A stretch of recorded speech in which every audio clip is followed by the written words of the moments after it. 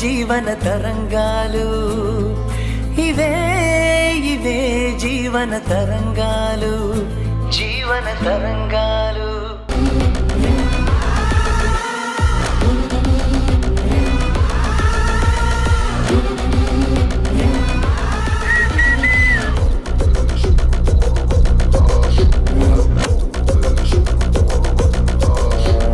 Good morning sir. Good morning. Madam గారు జాబ్లో లేకపోయినా నన్ను ఎందుకు ఇంటికి రమ్మని పిలిచారు?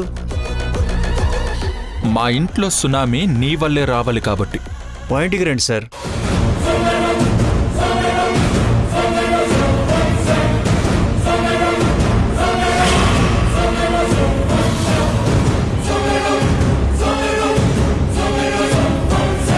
అంతా గుర్తుంది కదా?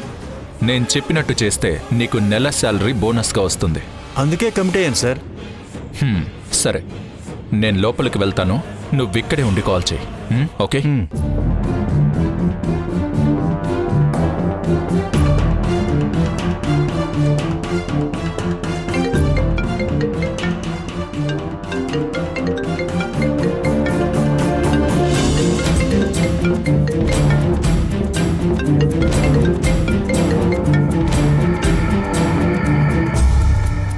Hello. Good morning madam. Good morning Harsha. ఏంటి ఇంత ఎర్లీగా కాల్ చేసావు?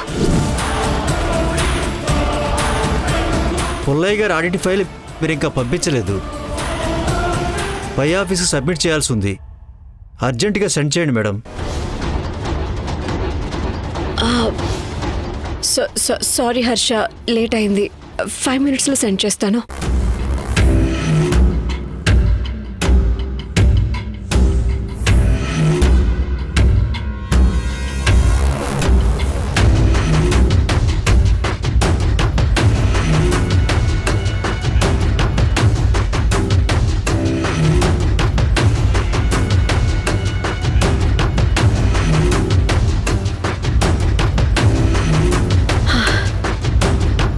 ఆఫీస్కి టైం అయిపోతుంది, ఫాస్ట్గా రెడీ అవ్వాలి.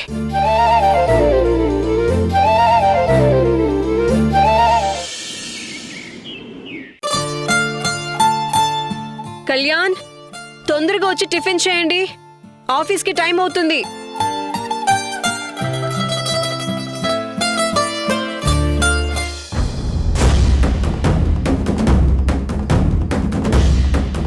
పనిని పిచ్చిగా ప్రేమిస్తే వచ్చే తిప్పలు ఇవే దేవిక. నువ్వు సస్పెండ్ అయినా సరే ఇంకా జాబ్లో ఉన్నావనే భ్రమలో ఉన్నావు. నా ప్లాన్ వర్కౌట్ అవ్వడానికి ఇదే రైట్ టైం. మేడం. ఏంటి హర్ష, ఫోన్ చేసి త్వరగా రమ్మన్నాను కదా, ఇంత లేటుగా వచ్చావు? కొంచెమైనా టైం సెన్స్ ఉండాలి కదా. ఇంత నెగ్లెక్ట్గా ఉంటే ఎలా? లంచ్ టైం లోపు నేను సైన్ చేసిన ఫైల్ని హెడ్ ఆఫీస్కి పంపించాలని తెలుసు కదా. తెలిసి కూడా ఇంత లేటుగా వచ్చావేంటి? ఫైల్ ఇవ్వు, సైన్ చేసిస్తాను. ఇప్పుడు మీరు సైన్ చేయకూడదు మేడం. ఏ? ఎందుకు చేయకూడదు?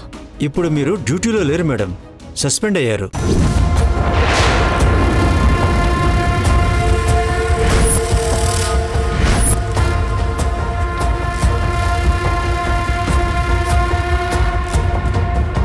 మీ మీదున్న ఎలిగేషన్ క్లియర్ అయ్యేంత వరకు మిమ్మల్ని సస్పెండ్ చేస్తున్నట్టు డిపార్ట్మెంట్కే గొప్ప పేరు తీసుకురావాలని చూశారు మీరు. కానీ మీ మీద అవినీతి ఆరోపణ రావడంతో డిపార్ట్మెంట్కే మాయను మచ్చి తెచ్చారని ఆఫీసర్స్ అంటున్నారు మేడం.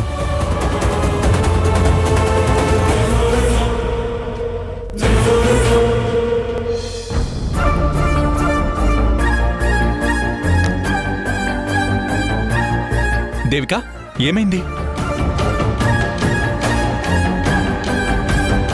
ఇన్నేళ్ళు పనిని దైవంగా భావించాను. నా జీవితంలో ఎన్నో ఒడిదుడుకులు ఎదురైనప్పుడు నాకు తోడుగా నా పని మాత్రమే ఉంది. ఆ పనితోనే నా బాధని చెప్పుకున్నాను, పనితోనే ఓదార్పు పొందాను. కానీ ఇప్పుడు ఆ పని నాకు దూరం అయిపోయింది. నేను ఒంటరిదాన్ని అయిపోయాను కళ్యాణ్.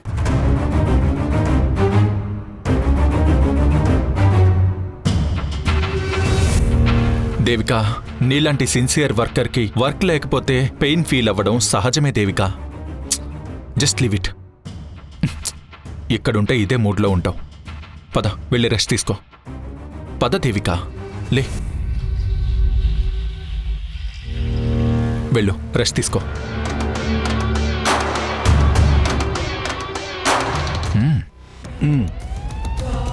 ఏంటి సార్ ఇది?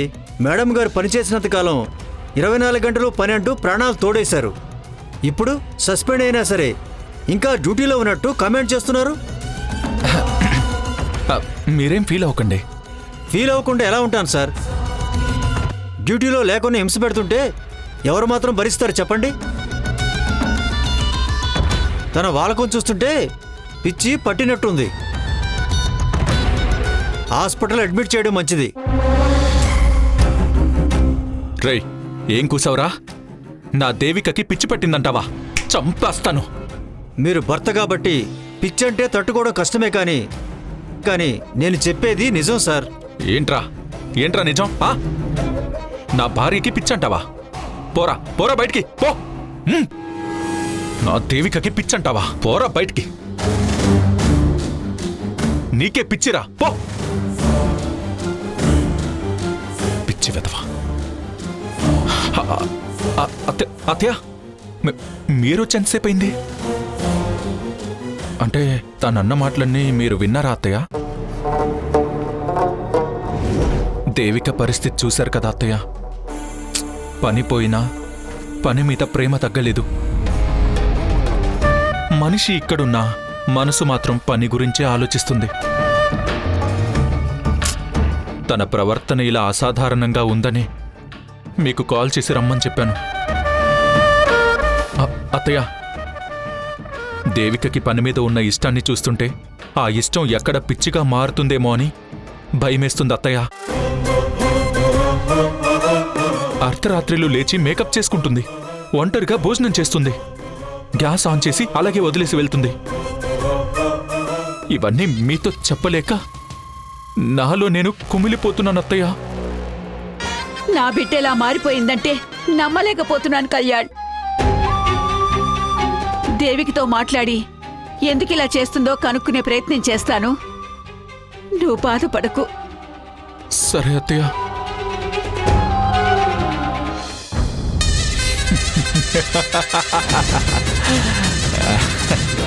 అత్తయ్య అత్తయ్య, మీ మనసులో దేవికకి పిచ్చి ఉంది అనే విష బీజం నాటాను. దానికి నీళ్లు పోసి పెద్ద చెట్టుగా మారుస్తాను. దేవిక పిచ్చిదని అందరూ నమ్మేలా చేస్తాను.